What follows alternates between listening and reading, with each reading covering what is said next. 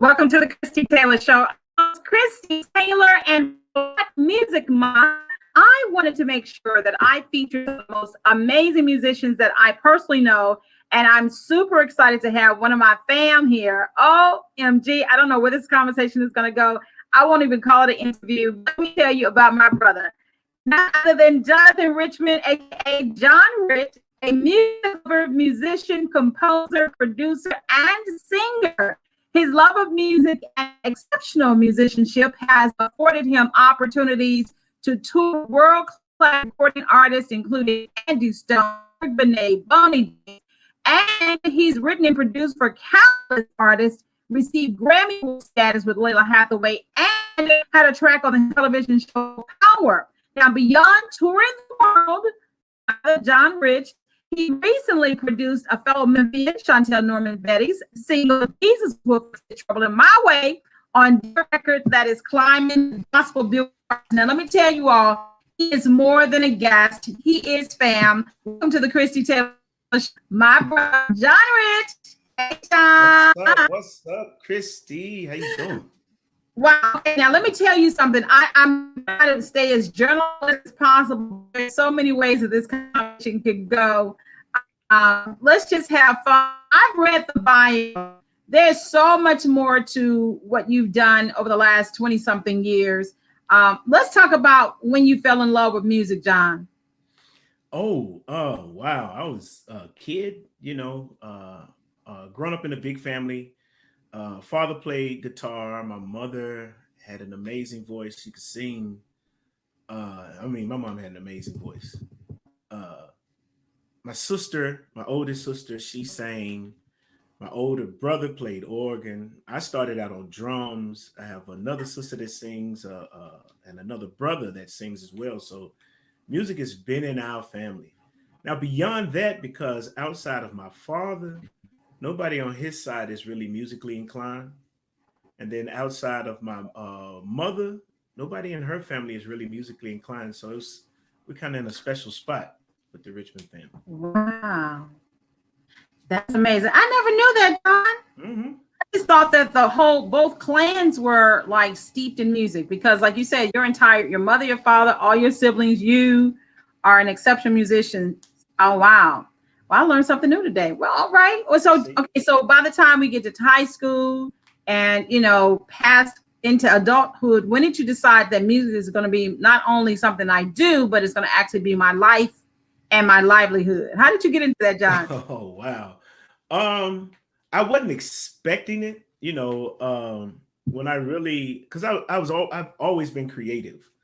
So I remember when I was little, I used to have this little keyboard that I would take the double cassette deck and I would record a pattern, and then take it and put it over to the next tape deck. And I was literally tracking right there and didn't know I was doing it. I was just trying to find an avenue to add more sounds.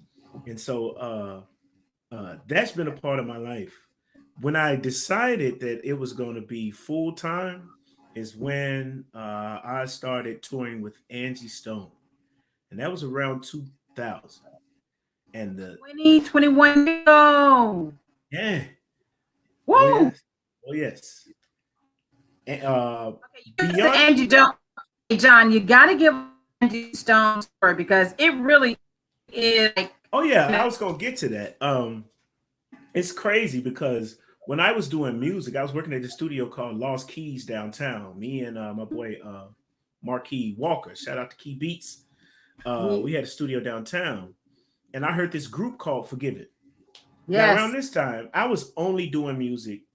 I was just being creative, just for the hell of it.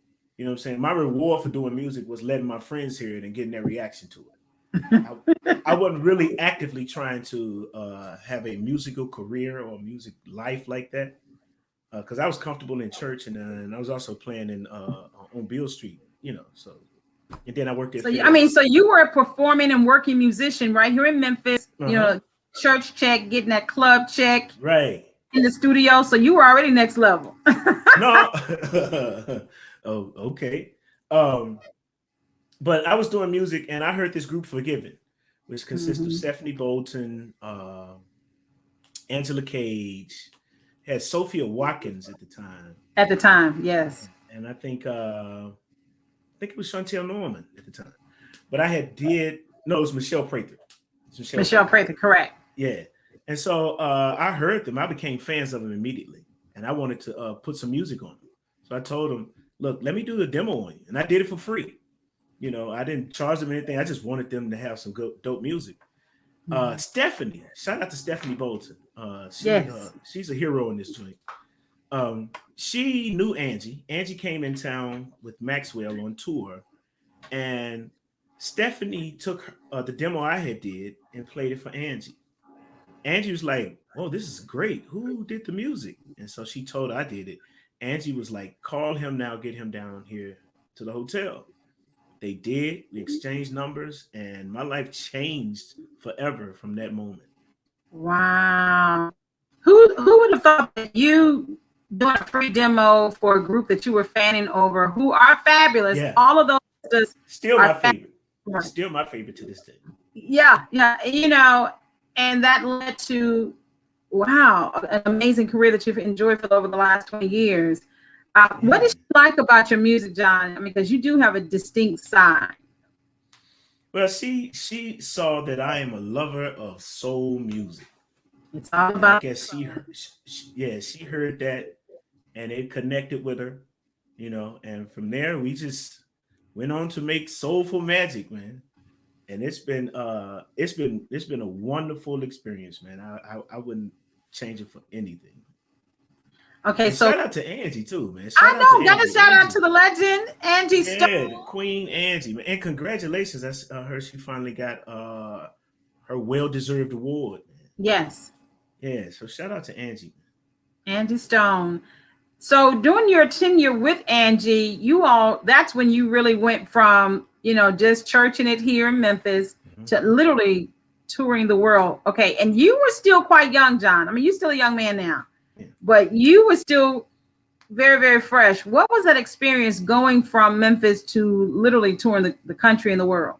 It was fascinating. My first major tour I did with Angie was a European tour. And I think we visited like 14 different countries that I never would have dreamed of going to, you know what I'm saying? Took my wife Sylvia with me. Shout out to Sylvia. And I mean, just that experience, I knew I wanted to do that for the rest of my life.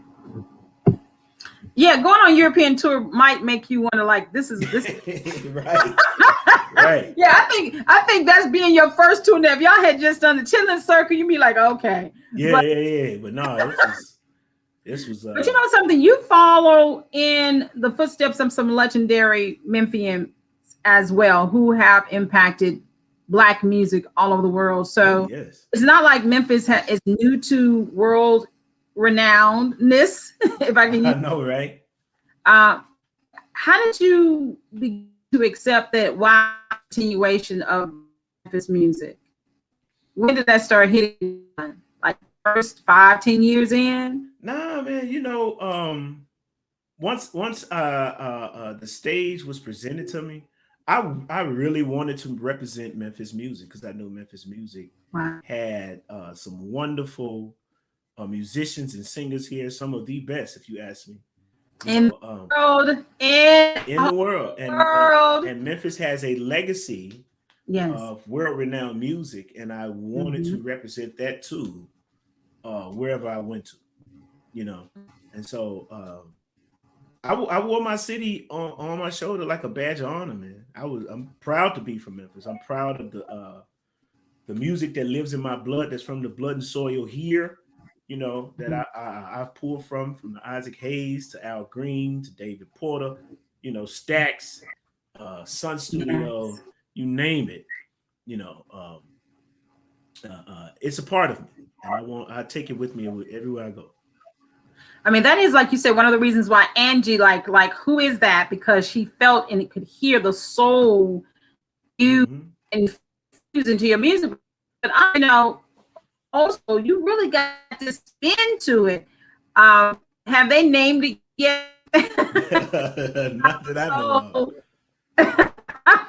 Not that I know of. You're touring the world. Are all as time into this new life, the tour music, sometimes you have to literally build bands. Let's talk about that. Well, you know, I am bands for other artists. Well, I am a music director, and I started out with Angie as a producer, and she found out while we was working out I was a musician, and so she invited me out with her band from New York, which is a bunch of incredible guys, the Peebles family, Jamal Peebles, and his brother and his dad, you know, Kenny Seymour, just a group of amazing guys, and I went out on the road with them, man, and it was like, you know, that was second nature to me. You know, I love to play. You know what I'm saying? Yes. You put me on stage on the instrument, I'm ready to go. Yes. So after about, you know, I think it was about a year or something, they went on, did something else, and Angie asked me to MD her band and to put together a band. And I was already music director at BB King's. We played there 6 nights a week. So I just grabbed my crew, which is one of the greatest crews in the land. You know, what you said, you got a name. Go ahead, go out, do the road. Yeah, for real. And that's it. That's right. Anthony Crawford. That was Jackie Clark. We had Marles Flowers on drums, Steve Bethany, Derek Williams on saxophone, Mark Franklin on trumpet, Reggie Hines on saxophone. You had Stephanie, Michelle, and Shontelle Norman, Forgiven. They were doing background. We were ready to go, man. We had a good run. How long were you doing King? I did a long time. Yeah, I think I was at BB King's from like 98 to like 2006 or something like that. Yeah, it was a nice run, real nice run. Yeah, okay, can we talk about, you know, can we talk about that in Memphis? You know, we got the church lane, the lane, and sometimes people don't cross them. I was one of the churchmen that literally kind of lost lanes on a weekly, with like sometimes historical church musicians who crying, you just totally hurt. Like give that one for the house and Sunday night all backing in. Come on, let's start flipping. Yeah, those were some what's the word I'm looking for? Tumultuous times, you know what I'm saying? Because while I was having fun, I was catching hell from the church for it. You know, of course I was Kojic, grew up Kojic, and they didn't want to hear about nobody playing, no musician playing, no secular, you know. But me being the person I was, I didn't care. I really didn't care what they thought, you know. And so, you know, they gave me hell, but I just brushed it off. Right. But it was, you know, you hearing it all the time. I had one preacher come up to me and was like, man, you can't serve two masters. I was like, that's good, because I'm not, you know what I'm saying? I'm serving one. You know? And but they came in hard. But I will give a shout out to Bishop Porter. He's seen it. And he addressed it in front of the church, told them to leave me alone. I don't think he had a choice, because he kind of saw how on edge I was with it and how I didn't care what people thought. And I think he probably just stopped an incident from occurring. Because John, you know that you love the Lord. Yeah. You also love it, you know. Yeah. You know, and you know, I gotta give a shout out to my man Michael Anthony Taylor. My brother, Michael Anthony Mookie. Oh yes, Mook. He gave me some real brass tacks facts about all that, which kind of pushed me further into my I don't care what they talking about. You know, and so he was definitely instrumental in my musical growth. especially as it relates to those two, being at war with those two. You know what I'm saying? The secular versus the religious. Yeah. Yeah, my brother Michael, aka Mookie or Mook, Yeah, or MAT, now he's CEO of Darius, and we're gonna get to this in a sec.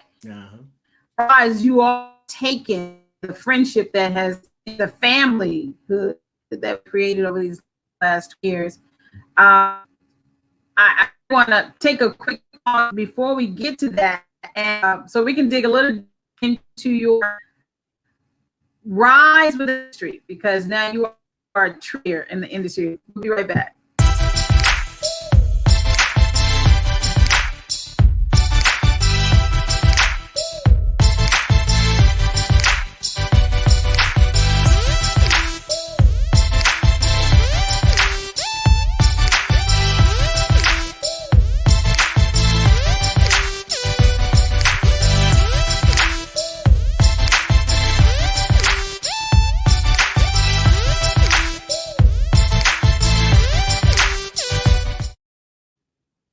We're back with my bro, Jonathan Richmond, aka Jon Rych, and we were just talking about my brother, my mama's son, Michael Anthony Taylor, aka Mookie, and you all have definitely formed an amazing friendship and brotherhood that has spanned over 20 years. And we were talking about that shift between the secular and the sacred, and Michael really did early in our upbringing. Like you said, we all grew up in Pentecostal environments and very much church driven. But what were some of the key things that he said to you that really helped you break through that wall and has given you the push to really become the man that you are in the industry? Well, Mike aided me on several fronts.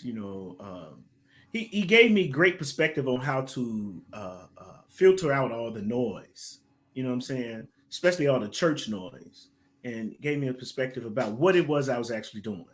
And then on top of that, he aided me in my growth as a producer. You talking about this cat brought all his equipment over to my house and was like, here, man, learn how to work this. You know what I'm saying?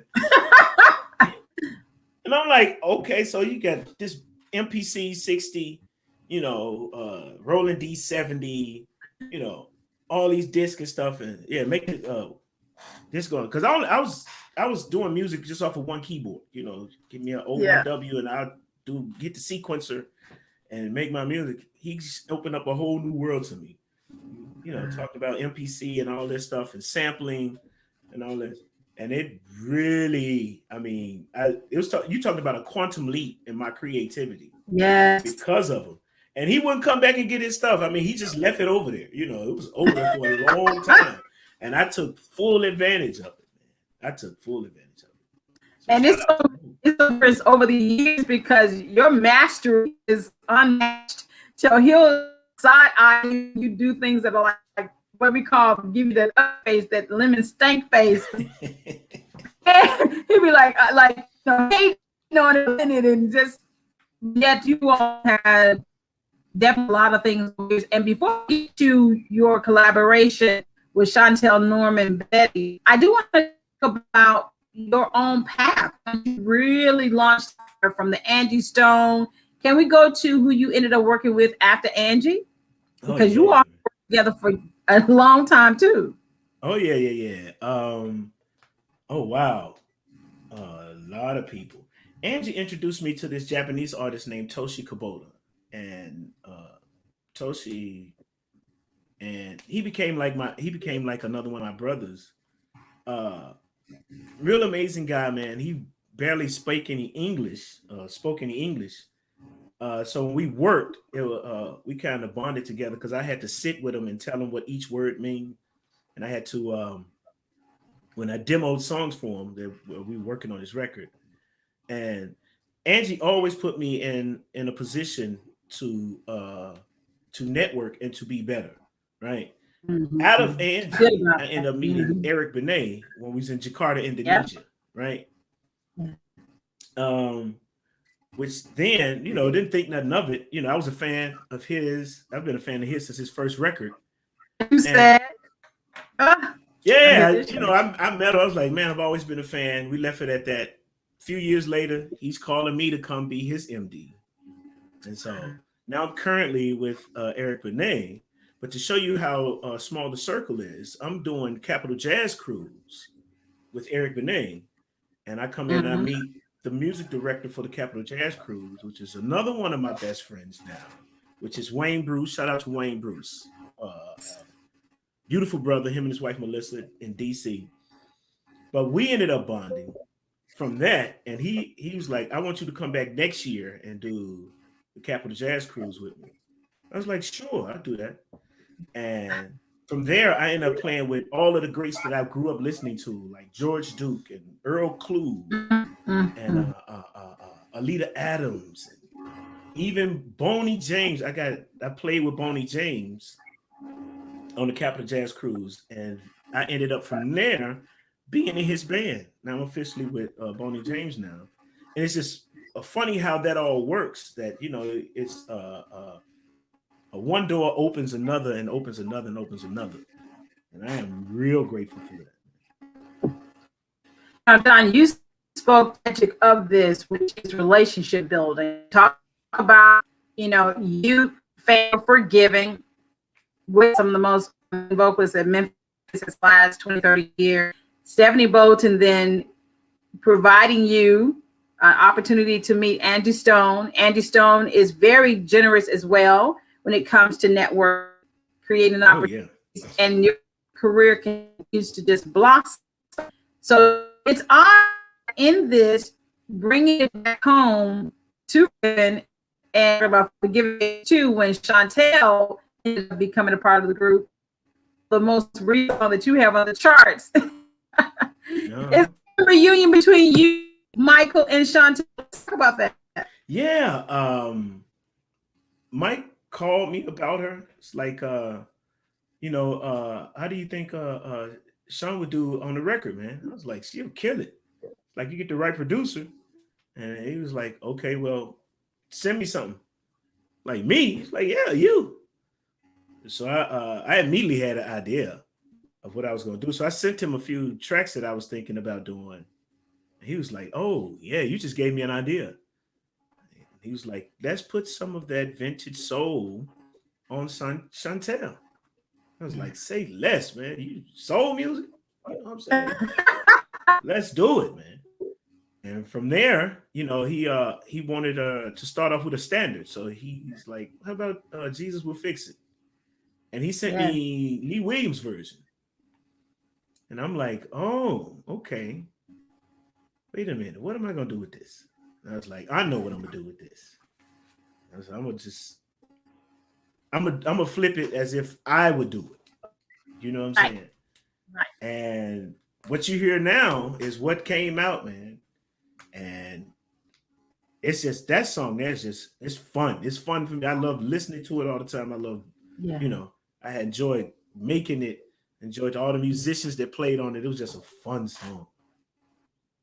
If you don't mind, let's do a roll call on who actually worked, because like I said, this was okay because I'm gonna have a rewind. We all grew up together in the God in Christ in this region of the country. Shontelle was one of the sisters of Shontelle Norman, rest in love. Yeah, also, brother. You were in the central jurisdiction, and then we came, and of course, Bishop W.L. Porter, Brandon B. Porter, that was all across central jurisdiction. Then we city, we're part of Brandon B. Porter's in church. I mean, we're just constantly from childhood. You all are a little younger than I am, but we all grew up together. So it's beautiful to see. And of course, Shontelle has toured the world. Shay, he had a record in Hammond. That of course I knew him, Fred, and them back in the Detroit years. And to see the convergence of that in that song, and when Michael sent me a demo of it, first of all, Trouble Away is one of my songs, and I used to with MC. That would be my segue song if a choir was taking too long to trouble in my way. So when I heard your rendition and Shontelle's vocalization, I was screaming. I was like, oh, everything about it was beautiful. And how do you feel to see it getting such a love on the charts? I mean, it's exciting. I kind of knew it would. You know what I'm saying? I kind of expected it to go uh, because of the machine that's behind it. You know what I'm saying? Shout out to Dare Records and Yes. uh, uh, to Shontelle, man. I mean, she just delivered it. You know what I'm saying? We did. She just delivered it, and I'm like this. And I was telling her, I was like, "Are you ready, man? Are you ready? Because this thing's gonna take off." And it's taking off, man. It is like Yes. taking off in flight. How is she faring? Because Shontelle has sang background for everybody from from her forgiving years, even before then. Of course, her entire family and father, mother. How has Shontelle being now center? The documentary about five from fame about background singers. She's been one of the most background vocals in the industry, and have her own song. How is she faring? Oh man, listen. One thing about, and it's true, she sung background for some of everybody. But when I first met Sean, we were teenagers then. We were teenagers, and I was at my aunt's church, McCain Church of God in Christ over in Westwood here in Memphis, and they their dad came and fellowship with my aunt's church, and I'm seeing these young people like Shontelle and Shay Norman really commanding the audience with their gift.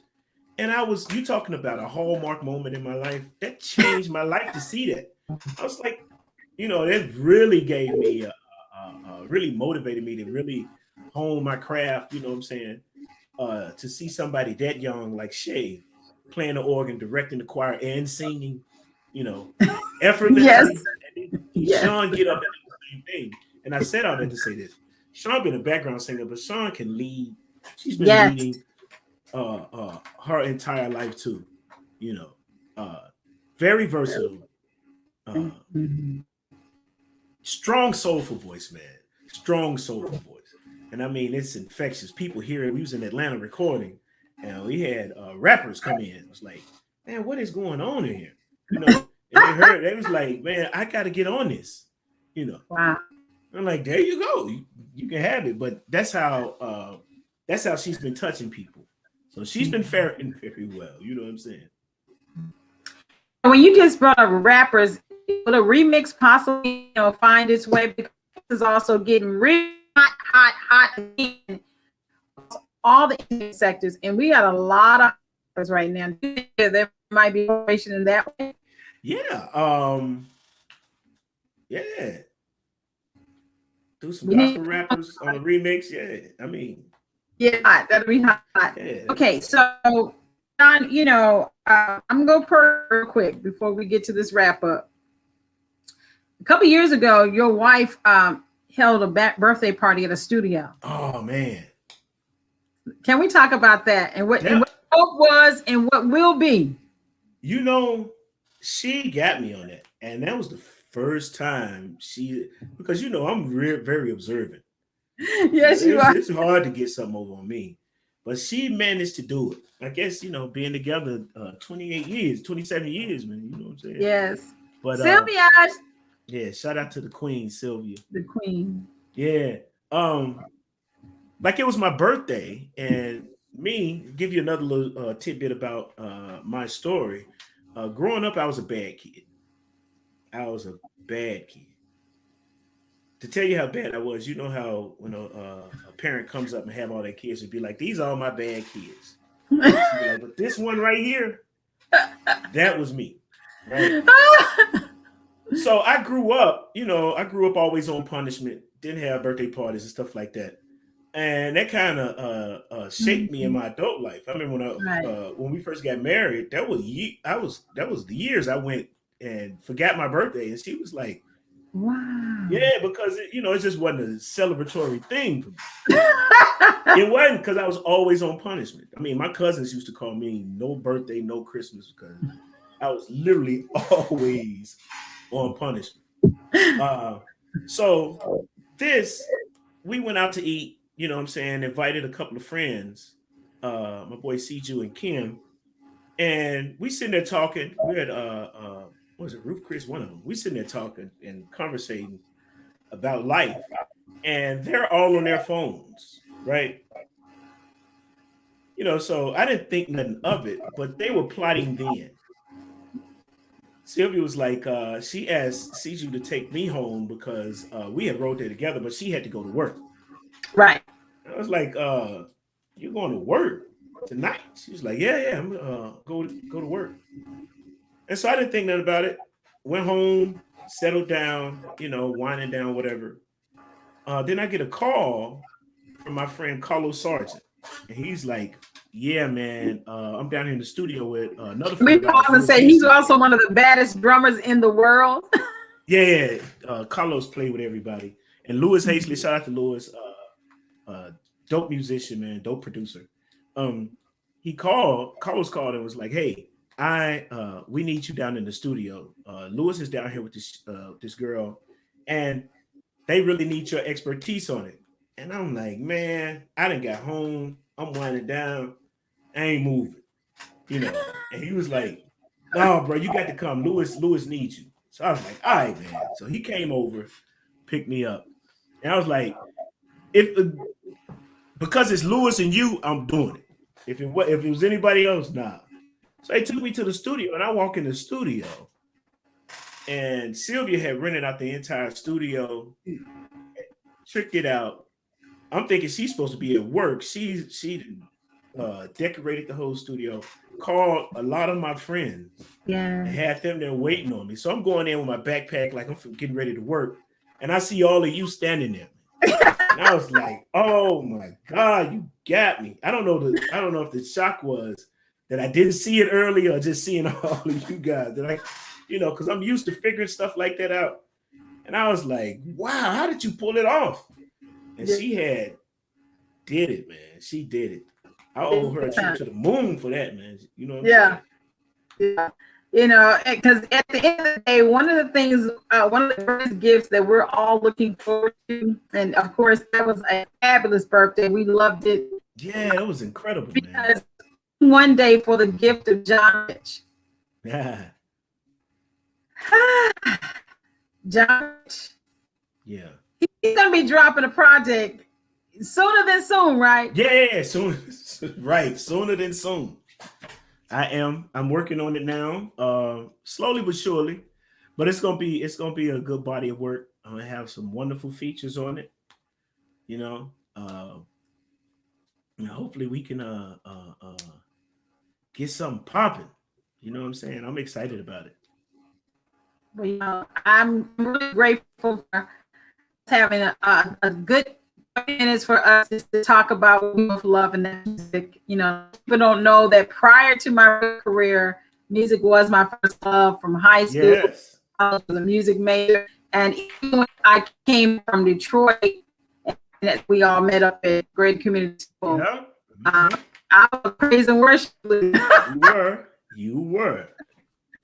I was leading, and you were on these. I mean, that was a tight band too. Yeah, we had fun, man. We had fun. We did. So I'm always grateful when I can hang out with Jon, and of course I got to show mad love because no matter how busy you are and how much you are on the road, you also make time for musicians, Memphis organizations.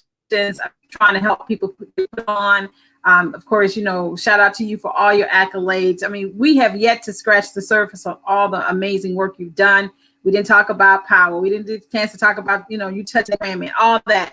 But I just wanted to know that Jon Rych is the real deal and he's family. And I got mad love, bro. You and Sylvia. I love you. Yeah, we love you, man, y'all. The Taylor family is one of our favorites. Thank you. Thank you. Oh, anything I need to know about before we go that we didn't touch on that's coming up? I know you on the road. Where can we find Jon Rych 2021? I got a lot of stuff coming up. July, end of July, the 27th, 28th, be in Atlanta with Eric Benet at City Winery. 29th through the 2nd, be in Nashville at the City Winery. A lot of tons of Boney James dates. We got Dream Fest. I got to shout that out. We got Dream Fest coming up. which is at the end of this month, which is the 25th, 26th. Okay. And it's featuring local artists from Memphis. I got to tell y'all, man, they have some amazing artists here. Shout out to Shahida Jones, Catherine Evans for putting on this great event. I didn't know that Memphis was so full of amazing artists. I'm talking about from rap, R&B, rock. I mean, they cover the spectrum. And we've been rehearsing for the past 2 months, and it's just sparked my creative juices so much, man. Got some incredible artists here in Memphis, and I think music is in good hands with these young artists coming up. So that's going to be Friday and Saturday, the 25th, 26th, at the Levitt Shell. Yes. From 6 to 10:30, and it's gonna be electric, man. You owe it to yourself to be there. Wow. So we're going to be ending Black Music Month at the Levitt Shell, the Dream Fest. Jon Rych, he's showing these youngsters major love and support, and I really appreciate you. And of course, if you're in Atlanta, or matter of fact, just follow him on Instagram.